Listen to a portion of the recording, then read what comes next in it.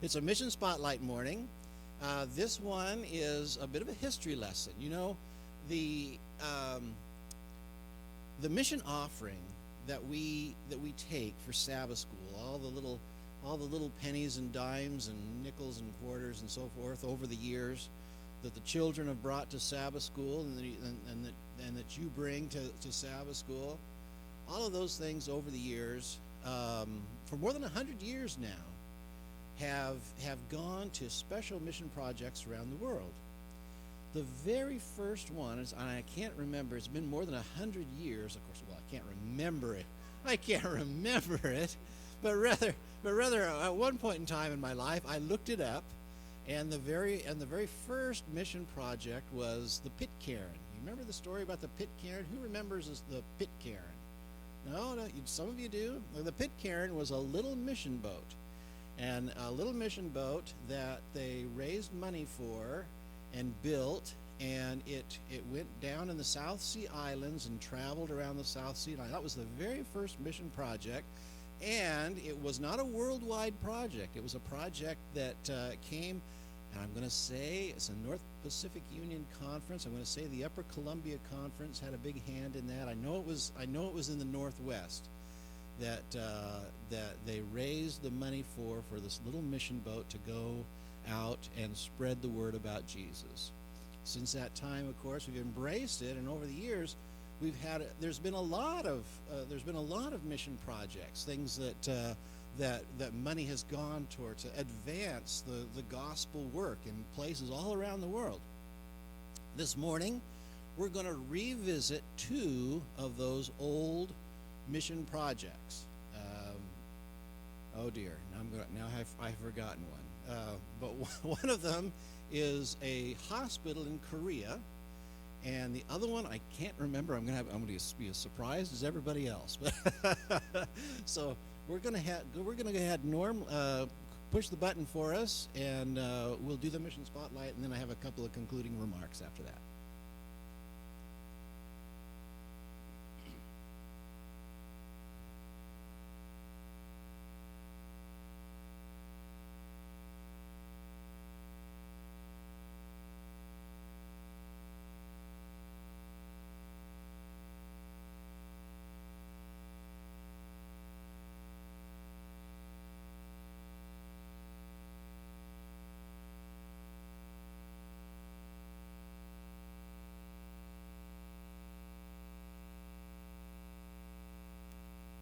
Dentist under a tree, or being baptized in a hospital.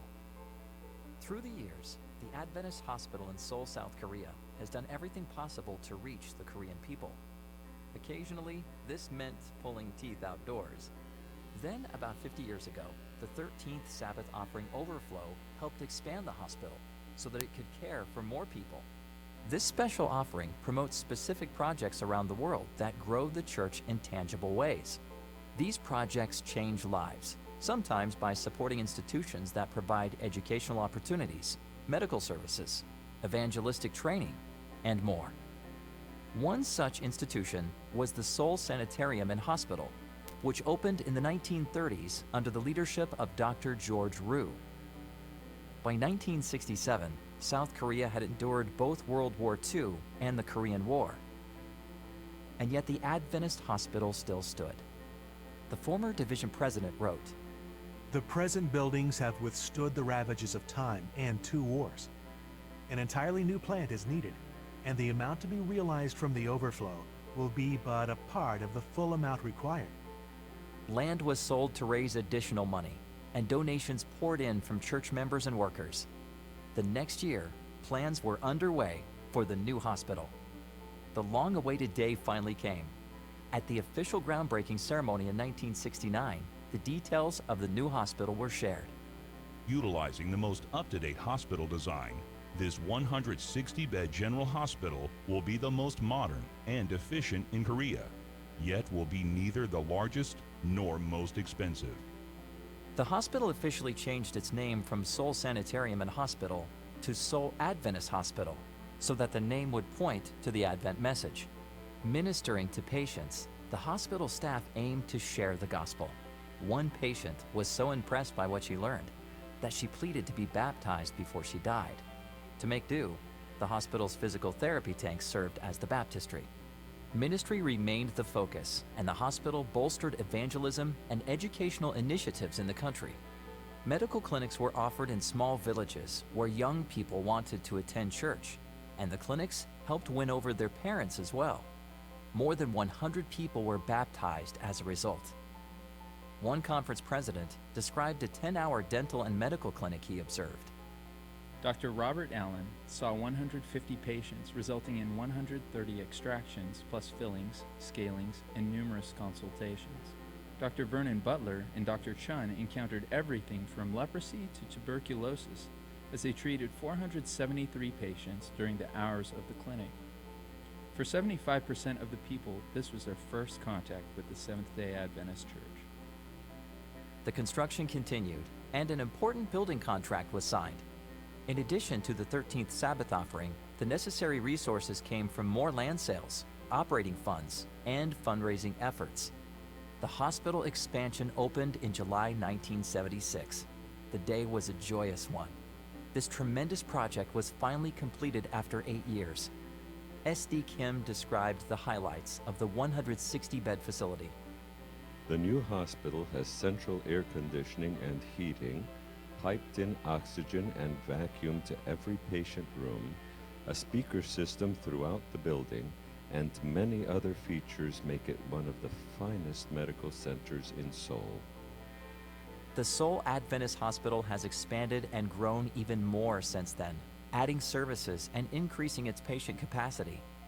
It continues to be a beacon of health and healing in South Korea and cares for thousands of patients each year. The 13th Sabbath offering contributed to this first major building project, which captured the attention and hearts of Adventists around the world. Thank you for supporting 13th Sabbath offering projects, both in the past and today. You have made a difference in the lives of many of God's children.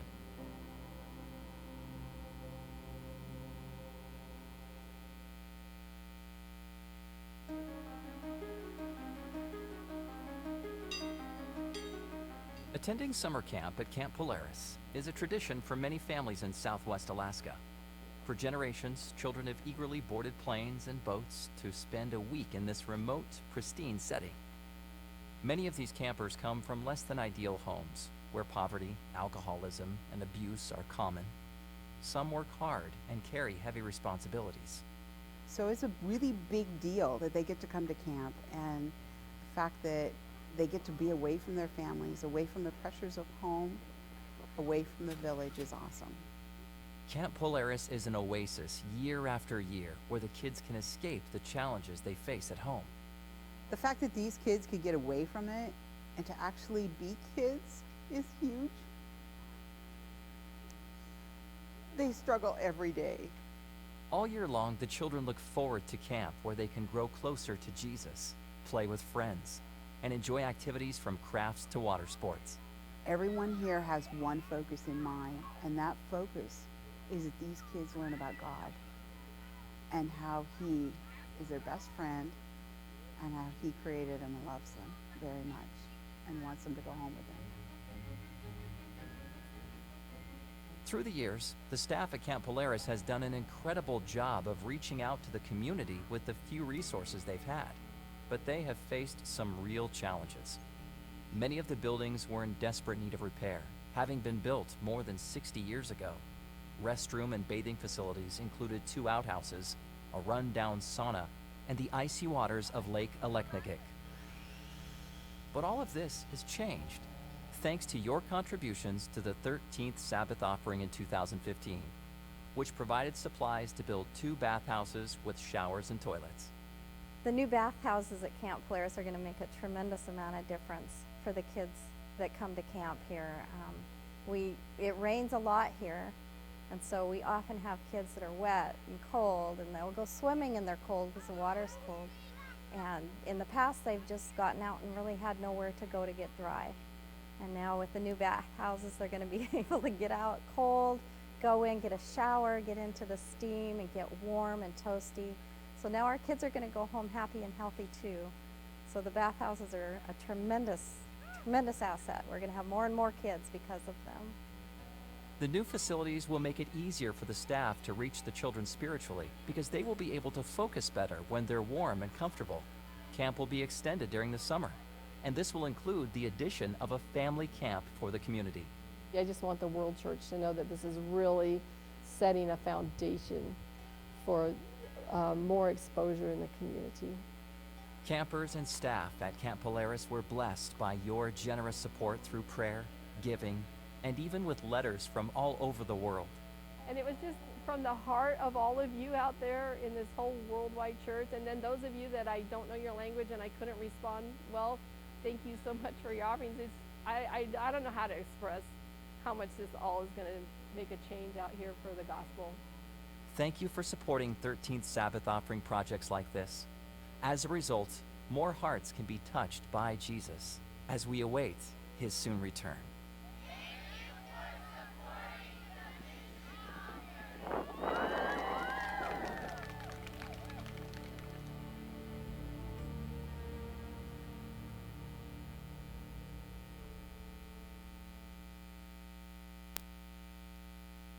That water looked awful cold, didn't it?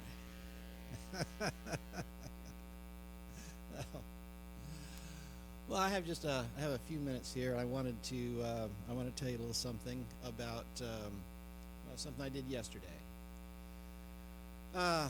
So as many of you know, my wife passed away last October, and I'm not searching for any sympathy or anything, but that's just sort of an introduction to what I want to talk about. So over the years, Julie would travel someplace and she would get a T-shirt, and she'd travel to some other place and she'd get a T-shirt. So I had dozens and dozens of these T-shirts from that, and we've been going through some things. And when the kids are here next month, we're going to go through a bunch more. And anyway, I was on the phone with the kids and saying, what are we going to do with all these shirts?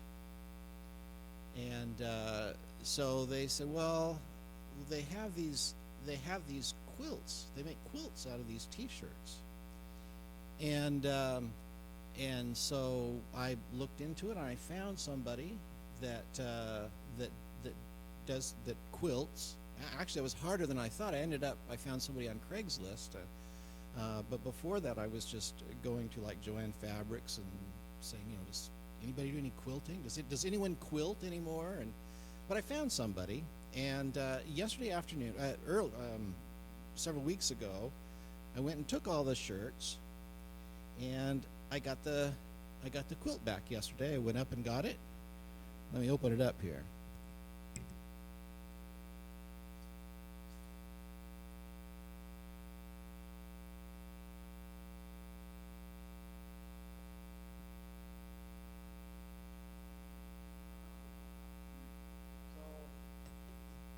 So just let me show the back side a little bit. Julie, of course, she enjoyed her football team, and so I just went down and I got that fabric, so that would be the back of it. But these are shirts here's Orlando, Florida, Chicago, Venice in Italy, London, Cozumel, Fiji, and then there's other shirts here that represent where she worked, different places where she's worked. Hazelwood, different interests and stuff that she's had, but I'm sorry. Okay, so that's just all the different places that she's been, places where she's worked, stuff that she's been interested in. Her life on a quilt. Okay. Now. And what I'm going to suggest this morning is that we all are making a quilt. All of these experiences and everything that happens in our lives, all form what we are, who and what we are. And we have an opportunity. Our opportunity is to sort of display our quilt. I'm going to do the children's story this morning, and I'm going to be talking about much the same thing. my moral is the same. This morning we sang about it. Redeemed, what's the next line? How I love to proclaim it. How I love to proclaim it. All of the stuff that makes up who we are and what we have become. I was a sinner, but now I am saved. And that is a universal story. That's a story that means a great deal personally, and it means a great deal socially.